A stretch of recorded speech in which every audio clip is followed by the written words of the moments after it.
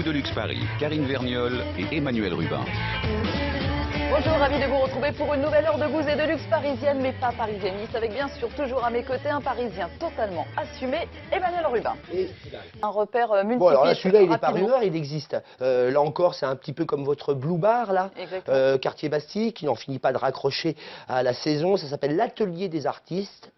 Pourquoi? Parce qu'effectivement, en quelques temps, ils nous ont prouvé qu'à peu près toutes les gangs du monde arty, ou du prétendu tel, se retrouvent le soir dans ce restaurant-bar, avec un petit endroit qui est assez délicieux. Alors le restaurant c'est 400 mètres carrés, il y a un bar, tout ça est plutôt réussi. C'est un ancien Masterchef, je crois, qui orchestre et cuisine. En revanche, vous verrez, il y a une petite pièce assez dissimulée. Certains initiés la connaissent, d'autres pas. Je viens de vous la donner.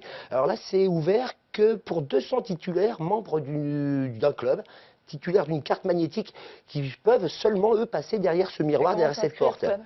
Ça, vous allez vous débrouiller, vous allez à l'atelier des artistes, vous demandez à faire partie du club, il y a un numerus clausus, mais en même temps, le grand jeu, c'est d'essayer de pénétrer cette alcôve sans avoir la carte. C'est, paraît-il, comme cela qu'il y a de l'ambiance. Et une fois que vous êtes de l'autre côté du miroir, en fait, vous êtes dans une espèce de fumoir avec le barman, l'ex-barman du Baron qui orchestre quelques cocktails assez étonnants, notamment un cocktail qui réinvente la tarte au citron.